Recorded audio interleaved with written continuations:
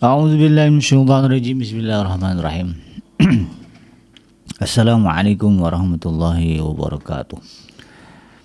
Alhamdulillahirabbil alamin wa bihi nasta'in ala umuri dunya waddin, wassalatu wassalamu ala nabiyyina Muhammadin wa ala alihi wa ashabihi ajma'in. Ya alim Allahumma alimna ma yanfa'una wanfa'na bima 'allamtana wa zidna ilma wa arana al-haqqa haqqa warzuqna ittiba'ah wa arana al-batila batila warzuqna jatinabah. Rabbana zidna ilman warzuqna fahman warizqan thayyiban wa amalan mutaqabbalan. Ya Ghafur Rabbana innana amanna faghfir lana dzunubana wa qina adzabannar. Amma ba'd. Alhamdulillah, segala puji adalah milik Allah, Tuhan semesta alam yang menciptakan kita. Dan karena rahmat dari Allah, kembali kita berjumpa di channel iDream TV dalam program Hikmah, ya, himpunan kisah dan motivasi hidup, di mana insyaallah kita akan belajar tentang bagaimana meningkatkan kualitas diri kita dalam hal iman dan takwa kepada Allah, sehingga kemudian kita menjadi pribadi yang tangguh, ya, di dalam kehidupan ini.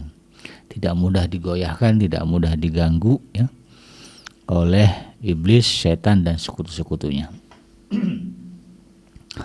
Tidak lupa kita baca salawat dan salam. Allahumma sholli ala Sayyidina Muhammad wa ala ali Sayyidina Muhammad. Assalamualaikum ayuhan nabi wa rahmatullahi wabarakatuh. Semoga Allah terima salawat dan salam yang kita baca dan dilimpah curahkan kepada para nabi dan para rasul, wabil khusus ya Rasulullah Muhammad SAW. Dan semoga kita termasuk ke dalam kelompok orang yang akan berbahagia ketika berjumpa dengan Allah nanti di yaumul mahsyar, dijauhkan dari siksa api neraka, dimasukkan ke dalam surganya Allah Subhanahu wa taala, dan dipertemukan dengan Rasulullah Muhammad SAW, insyaallah, amin ya rabbal alamin. Sahabat iDream yang dirahmati Allah dimanapun Anda berada, di dalam kesempatan kali ini di program Hikmah, saya akan mengangkat, ya, satu tema terkait dengan bahwa Islam, ya, menekankan pendidikan untuk membentuk akhlak mulia. Kalau kita lihat di dalam Al-Quran, ya, dari mulai surah Al-Fatihah sampai surah An-Nas, ya, bahkan kita lihat di dalam hadis-hadis, ya, bahwa sebetulnya ajaran Islam, ya, pada intinya, ya, adalah bagaimana manusia, ya, bisa memiliki akhlak yang mulia. Ya, jadi bagaimana, ya, manusia ini bisa berakhlak dengan akhlak yang mulia sebagaimana yang Allah ajarkan. Jadi, dan itulah yang disebut dengan ibadah, ya. Jadi beribadah itu berakhlak, ya, intinya. Berakhlak kepada Allah, berakhlak kepada sesama manusia, berakhlak kepada sesama makhluk Allah, ya. Dan itulah yang kemudian ditujukan oleh Rasulullah SAW, ya, sebagaimana Allah sebutkan di dalam surah Al-Anbiya, kan. Laqad kana lakum fi Rasulillahi uswatun hasanah. Nah, dalam surah Al-Ahzab, ya. Ya, telah ada pada diri Rasulullah, ya, bagi kalian, ya, teladan yang baik. Liman kana yarjullaha wal yaumil akhir wa dzakarallaha katsira. Yaitu bagi mereka yang berharap, ya, berjumpa dengan Allah Subhanahu wa taala, ya, dan juga, ya, mereka banyak mengingat Allah Subhanahu wa taala. Dalam surah Al-Ahzab ayat ke-21 itu ditegaskan bahwa teladan, ya, tentang bagaimana hidup ini, ya, harus dijalani ada pada Nabi Muhammad. Dan Nabi Muhammad menegaskan, innama bu'istu liutammima makarimal akhlak. Ya, aku diutus ke alam dunia untuk menyempurnakan akhlak yang baik. Dan kita lihat di dalam Al-Quran, ya, itulah, ya, penjelasan-penjelasan yang banyak berbicara tentang tabiat perilaku, ya, tingkah laku manusia yang seharusnya. Bagaimana seharusnya dia bertindak tanduk, bertingkah laku, atau dalam bahasa agamanya berakhlak lah, gitu, ya. Bahwa Allah mengharapkan, ya, memerintahkan kepada kita, bahkan mewajibkan kepada kita untuk bertingkah laku dengan tingkah laku yang mulia, ya, kepada siapapun. Kepada orang tua, ya. Ya, kalau diurutkan, ya, kepada Allah dululah, ya. Kepada Allah kita berakhlak dengan akhlak yang mulia. Kemudian kepada Rasul kita berakhlak dengan akhlak yang mulia. Rasulullah memang sudah meninggalkan alam dunia ini, tapi kan ajarannya masih hidup. Bagaimana kita kemudian berakhlak dengan akhlak yang mulia ya di dalam menyikapi ajaran Rasulullah. Kemudian kepada pemimpin ya, di antara kita kan ada yang diangkat sebagai pemimpin ya, kita hadapkan akhlak yang mulia. Kalau mau mengkritik, kritiklah dengan bahasa yang baik ya. Jangan kemudian mengkritik dengan bahasa yang merendahkan, melecehkan. Nah, itu enggak berakhlak namanya. Kalau mau mengkritik ya pemimpin kita, kritiklah dengan akhlak yang mulia. Kemudian kepada keluarga ya, kita punya anak, punya istri, punya suami, ya, punya orang tua, hadapkan kepada mereka akhlak yang mulia sebagaimana yang Allah kehendaki ya. Di dalam Al-Quran wa'ashiruhunna bil ma'ruf disebutkan ya, pergaulilah ya istri-istri kalian dengan cara yang secara umum ya dipandang baik, kan akhlak mulia itu ya. Wabil walidaini ihsana ya, ada ayat yang lain disebutkan begitu, dan kami wajibkan ya kepada manusia agar berbuat baik kepada orang tuanya. Itu kan juga bagian dari kita bagaimana mengedepankan akhlak mulia kepada orang tua. Ya. Kemudian kepada rekan ya, kepada teman-teman, kepada atasan kita, kepada bawahan kita, bahkan kepada makhluk selain manusia ya. Allah, Rasulnya juga ya, mengajarkan kita bagaimana mengedepankan akhlak mulia. Ya, wajar ya kalau kemudian Rasulullah mengatakan innama bu'astu liutammima makarimal akhlak. Maka pada intinya adalah ya, ketika kita berbicara Islam, sesungguhnya kita sedang berbicara bagaimana sih sebetulnya ya, akhlak yang mulia itu. Dan dalam hal ini ya manusia kan sebagai pelaku utama ya, aktor utama di dalam kehidupan ini. Maka kemudian manusia ya, harus bisa membentuk akhlak mulia di dalam dirinya. Dan kenyataannya memang akhlak manusia itu bisa berubah. Kalau misalnya dia nggak berubah, ya masih kekeh aja dengan keburukan-keburukan, maka kemudian ya sesuai dengan fitrah Allah dari mulai dulu ya Nabi Nuh alaihissalam sebagai rasul pertama. Kalau Nabi Adam kan nabi pertama, ya rasul pertama itu dikatakan dalam kitab Al-Imam Ibnu Katsir ya, kitab Qasasul Anbiya, bahwa rasul pertama adalah Nabi Nuh. Ya. Karena pada masa Nabi Nuh lah ya mulai manusia itu berubah akhlaknya. Ya, sudah nampak kekurang ajarannya kepada Allah, kepada pencipta alam semesta gitu ya. Ya, kepada sesama ya sudah mulai kemudian saling merusak. Maka kemudian diutus oleh Allah Subhanahu wa taala para nabi dan para rasul yang pada intinya ya mereka memperbaiki kerusakan akhlak itu kan. Nah,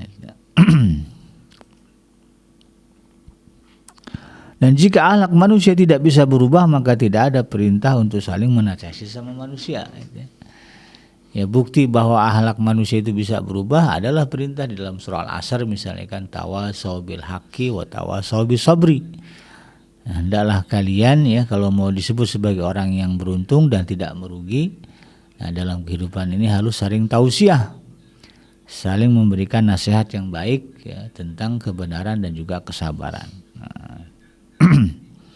Bahkan di dalam ayat ini disebutkan ud'u ila sabili rabbika bil hikmati wal mau'izatil hasanah wajadilhum billati hi ahsan. Serulah manusia ke jalan Allah dengan hikmah dan juga pengajaran yang baik. Nah, ini menandakan bahwa manusia memang akhlaknya bisa berubah. Kenapa ya? Karena manusia kan punya akal. Yang dengannya dia bisa berpikir dan kemudian ya dan itu bisa menjadi motivasi bagi mereka untuk mengubah diri. Nah, sehingga ya bedanya manusia dengan binatang yaitu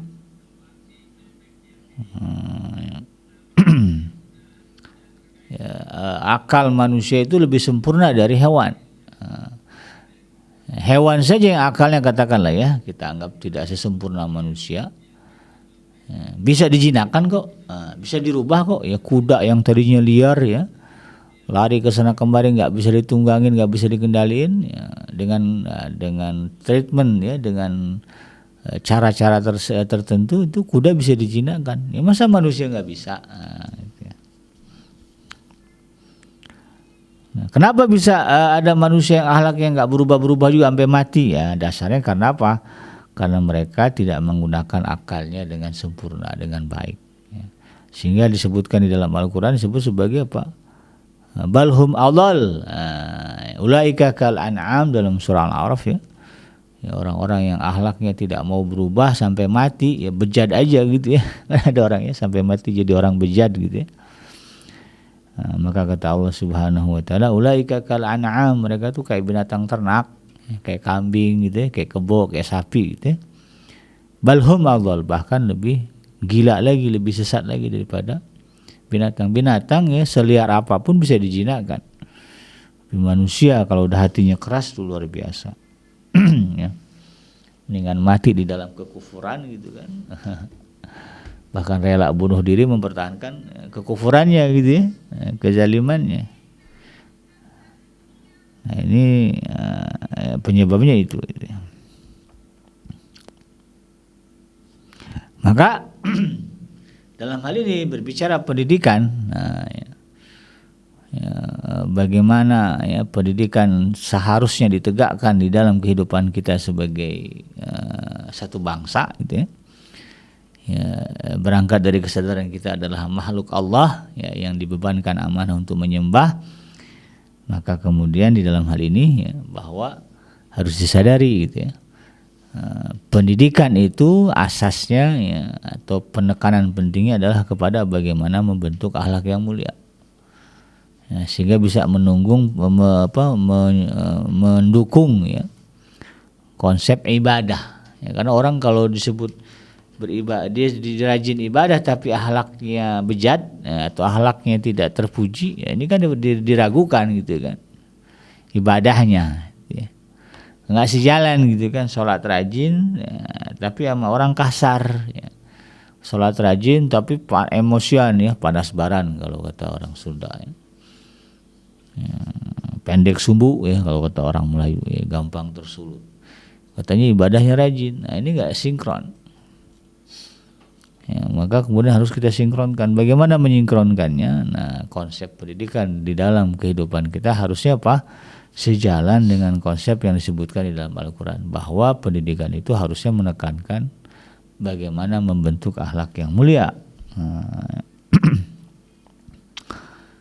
Ya, maka dirunutlah tuh ya, bagaimana kemudian manusia ya, bisa berakhlak dengan baik.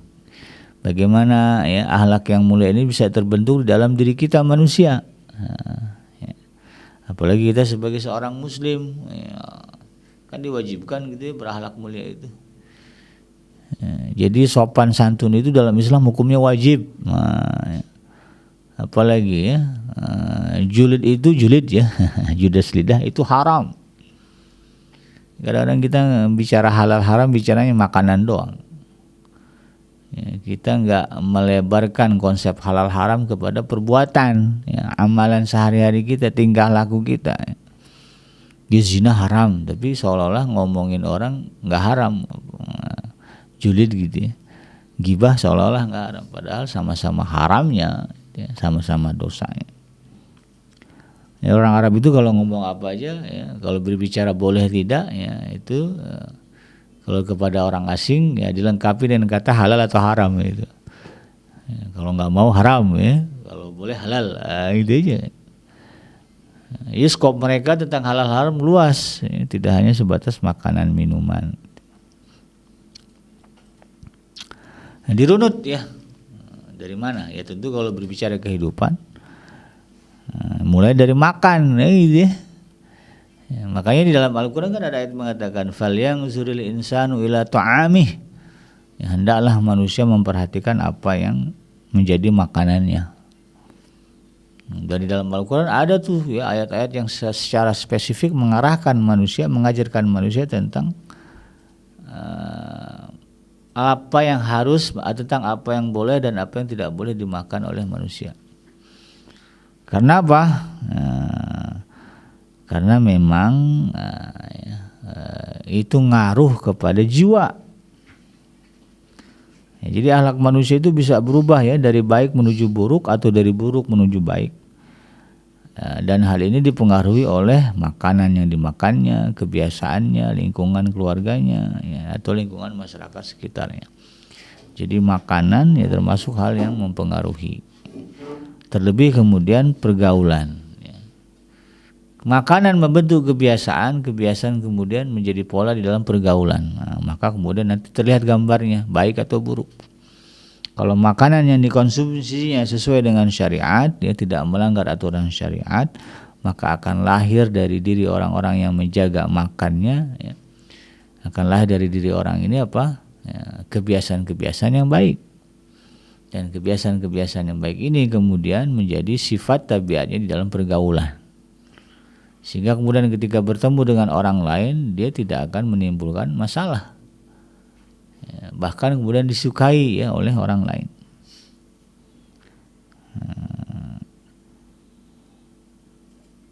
Jadi di sinilah kemudian Islam ya, ditegaskan ya, diturunkan untuk menyempurnakan akhlak manusia. Agar kemudian tabiat manusia ini berjalan sesuai dengan fitrah ya. Di antara baik, di antara berlebih-lebihan dan juga terlalu sedikit. Minim jangan, ya, maksimal juga jangan. Ya. Kalau kata Rasulullah, khairul umuri awsatuha. Ya. Sebaik-baik perkara itu yang di tengah-tengah. Ya, sebagaimana disebutkan misalnya dalam surah Al-Furqan ya, surah yang ke-25 ayat yang ke-76. Ya, menggambarkan bagaimana seharusnya kita bersikap. Ya, walladzina idza anfaqu lam yusrifu wa lam yakturu wa kana baina dzalika qawama.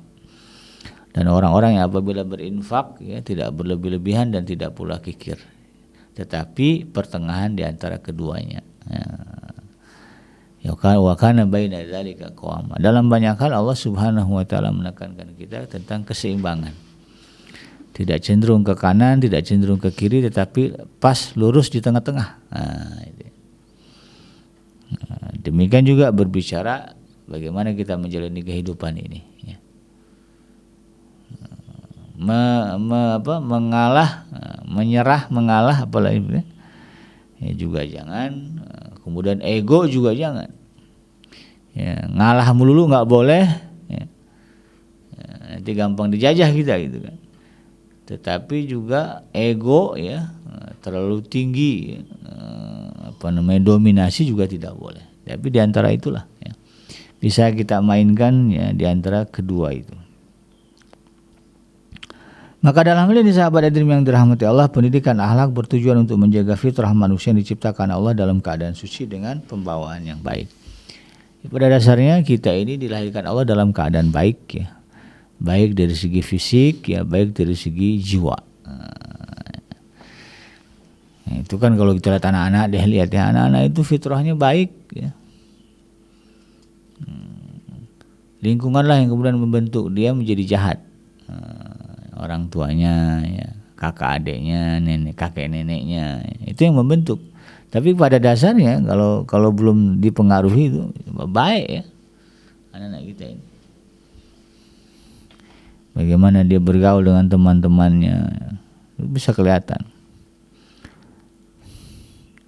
Dan maka kemudian kita sebagai muslim harus menyadari bahwa pendidikan akhlak bertujuan agar manusia memiliki tabiat hidup yang baik. Ya, supaya itu tadi ya, berada di tengah-tengah antara yang berlebih-lebihan atau yang terlalu sedikit. Ya. Overacting dalam kebaikan tidak boleh. Kemudian menjadi orang jahat apalagi ya nggak boleh. Idealnya gimana? Idealnya sebagaimana disebutkan di dalam Al-Quran dan juga Sunnah, ya, disebutkan di dalam hadis. Ya. Nah, pendidikan akhlak bertujuan untuk melatih ya, atau mengendalikan ya, atau juga menahan nafsu ya, atau hawa nafsu. Bukan untuk membunuh atau mematikan serta menghilangkannya secara total. Orang yang baik itu bukan orang yang nggak punya hawa nafsu. Ya. Orang yang akhlaknya baik itu bukan orang yang nggak punya hawa nafsu. Sehingga istilah rahbaniyah, ya, kerahiban. Kan ada ya agama-agama lain yang menempatkan kerahiban ya, sebagai simbol ketinggian akhlak atau kebaikan ya, keutamaan manusia. Di dalam prinsip kerahiban ini kan itu ya, hawa nafsu dibunuh total ya, sehingga nggak boleh kawin ya, makan juga diatur, nggak bisa sesukanya gitu kan. Di dalam Islam nggak ada itu. Tetapi istilahnya memperturutkan hawa nafsu juga haram, nggak boleh ya. Sehingga tidak ada istilah preman ya di dalam agama ini ya. Menjadi manusia bebas tuh nggak ada ya, karena kita diatur. Nah, aturannya itu tadi antara yang dua itu. Ya, hawa nafsu tidak kita bunuh ya, kita hilangkan, tetapi kita kendalikan aja. Karena memang syahwat ya atau hawa nafsu ya, Allah ciptakan untuk kegunaan ya yang lebih urgent dalam tabiat pembawaan manusia. Soalnya kalau manusia nggak ada hawa nafsu, ya gimana dia mau hidup? Karena dia nggak mau makan. Nah, kan ada istilah nafsu makan. Kalau orang nggak punya nafsu makan, gimana mau hidup ya? Makanya kalau ada orang-orang yang mau meninggal, salah satu indikasi atau cirinya nafsu makannya menurun drastis. Nggak ada hasrat, ya, keinginan untuk makan. Nanti kalau udah gitu, ya, maka nanti badannya makin kecil, nah, lemah meninggal.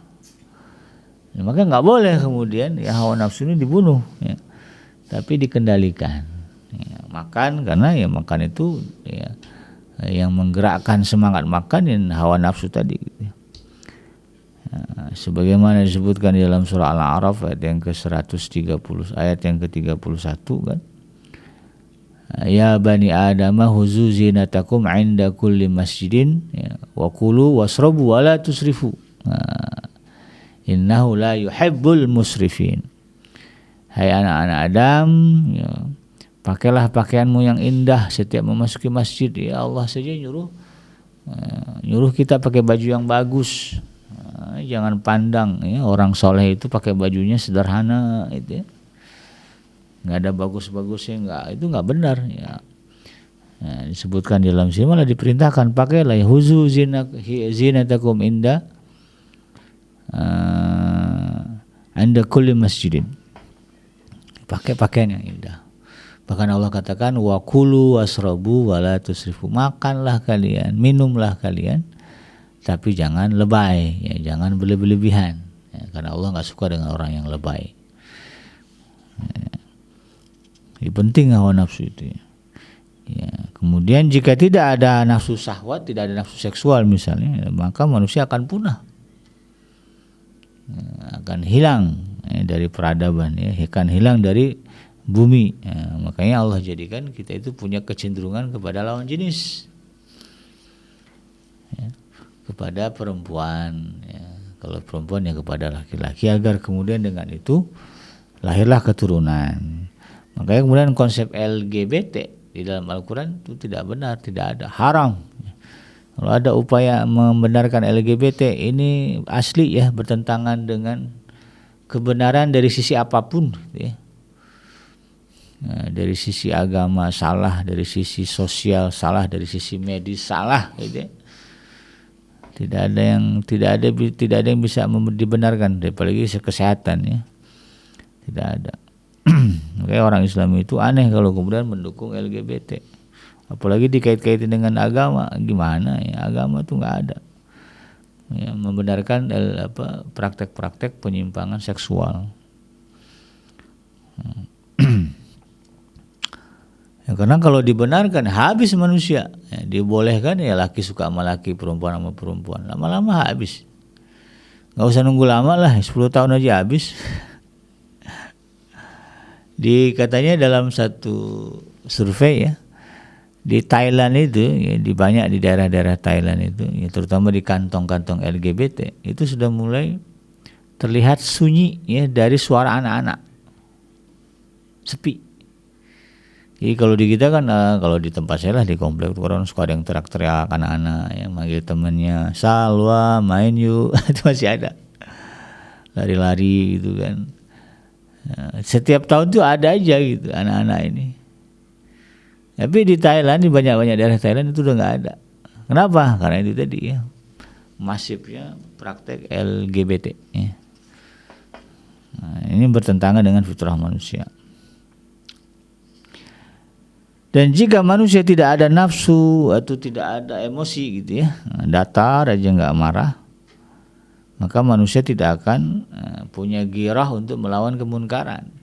Jadi istilahnya gini ya, jangan katakan orang itu berakhlak mulia kalau nggak ada hawa nafsu. Manusia itu berakhlak mulia kalau nggak ada nafsu seksual. Manusia itu nggak ada manusia itu berakhlak mulia kalau dia nggak marah. Ya. Marah itu bukan dihilangkan tapi dikendalikan. Nah, kita ya harus marah juga kalau memang Islam agama kita dicela, dicaci, dimaki. Cuman kalau dalam prakteknya ya, pintar-pintarlah kita mengendalikan kemarahan ya, sebagaimana yang disebutkan di dalam surah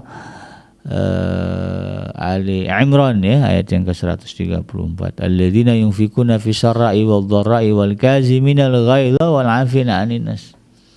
Ini merasa, dan orang-orang yang Allah sebutkan ya, yang menginfakkan hartanya di jalan, yang menginfakkan atau menyedekahkan hartanya di dalam keadaan lapang, dalam keadaan sempit dan lapang ya.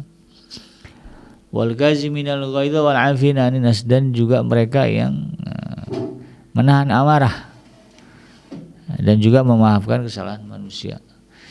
Jadi bukan amarah itu nggak ada, tapi ada cuman ditahan. Ya, sehingga kemudian kita bisa mengarahkan amarah itu kepada sesuatu yang lebih tepat. Ya. Tepatnya gimana? Kapan kita boleh marah? Kalau sudah agama Allah ya, dilecehkan. Kalau sudah kemunkaran kemudian ditegakkan. Nah ini yang kemudian kita harus marah. Kalau kita nyantai aja ya, Nabi Muhammad diejek, dimaki, dicaci, nah ini jadi pertanyaan. Ya, ada orang yang berani melecehkan agama, ya, agama Islam. Ya.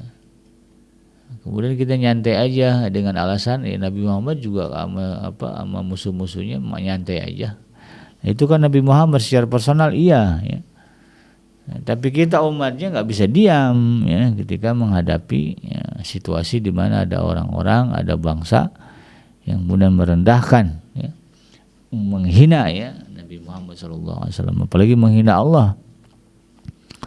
Ya, kalau saya nggak tahu benar atau tidak ya, beberapa waktu ini kan ada kejadian kebakaran hutan ya di Los Angeles, Amerika. Di Hollywood ya. Katanya beberapa hari, 2 hari lah katanya, 2 hari menjelang kebakaran itu ya, itu ada anugerah Hollywood itu kan suka punya acara anugerah dia. Di dalamnya ada sisipan kegiatan yang melecehkan Tuhan, dibayar langsung sama Tuhan, dibakar itu ya tempat itu gitu ya. Tuhan aja marah itu. Kalau ada tindakan-tindakan melecehkan agama Tuhan, ya, agama Allah, ya, melecehkan Rasulullah SAW, kita tidak bisa nyantai diam, tapi harus menunjukkan emosi. Ya, kadang-kadang orang musuh-musuh Islam itu suka melakukan tindakan namanya test the water. Ya, dipicu lah dengan apa? Terutama biasanya isu-isu melecehkan Nabi Muhammad. Nah kalau orang Islam udah nggak ada reaksi, nah itulah momen di mana mereka siap menjajah lah ya. Itulah momen di mana mereka sudah siap ya, sudah waktunya menjajah orang-orang Islam. Makanya nggak boleh ya kalau ada tindakan-tindakan yang melecehkan Nabi Muhammad, kita nyantai aja, biarin aja dah. Maaf itu lain cerita. Ya, tetap bicara hukum ya, berdasar bicara emosi, amarah, dia harus disalurkan ke sana. Kalau bicara hukum nanti ada lagi lah pembahasannya, tapi ya kita harus menunjukkan itu tadi ya, emosi. Jadi orang yang berakhlak mulia itu bukan orang yang enggak punya emosi. Jadi pendidikan akhlak ya, sahabat hadirin yang dirahmati Allah, adalah satu latihan atau satu riyadhah ya, olah jiwa ya, untuk mengendalikan diri ya. Dan kadang-kadang perlu dipaksa ya, dibiasakan. Mungkin awalnya berat tapi lama-lama kemudian akan menjadi kebiasaan yang ringan. Susah bikin senyum sama orang biasanya itu saya males ya ketemu orang. Belajarlah ya nanti terbiasa. Susah bikin misalnya nggak ngomongin orang, lama-lama nanti bisa kok ya. Nggak ngomongin orang. Yang penting dibiasakan. Itu tadi ya, bahwa akhlak manusia bisa berubah. Ya, dari buruk menjadi baik, bahkan juga bisa berubah dari baik menjadi buruk. Ya, ada orang yang dulunya baik, ya, tapi kemudian diuji dengan harta, popularitas, ya, maka kemudian akhlaknya berubah. Jadi gampang sombong, jadi gampang melecehkan orang, ya, gampang menggoblok-goblokkan orang gitu. Itu berubah itu dari tadinya baik kemudian menjadi tidak baik. Ya, itu yang kita harapkan, kita berubah menjadi baik ya, dari tidak baik menjadi baik. Bisa insya Allah. Asal ikuti saja program pendidikan yang Allah sebut yang Allah telah jabarkan di dalam Al-Quran, di dalam Sunnah Rasulullah SAW. Pelajari itu. Itu bagian dari proses pembelajaran ya. Ketika kita mengaji, memahami Al-Quran, ya, buka hadis atau ngaji nguping boleh ya, bagus. Supaya kemudian kita bisa merubah diri kita menjadi lebih baik dari segi akhlak. Itulah sahabat Edrim ya, mudah-mudahan bermanfaat. Yang benar datang dari Allah, yang salah semata-mata lahir dari kealfan dan kehilapan saya pribadi ya. Saya bikinnya pamit undur. Hasbiyallahu la ilaha illahu alaihi tawakkaltu wa huwa rabbul arsyil azim. Subhanaka Allahumma rabbana wa bihamdika asyhadu an la ilaha illa anta astaghfiruka wa atubu ilaik. Walhamdulillahi rabbil alamin. Wassalamualaikum warahmatullahi wabarakatuh.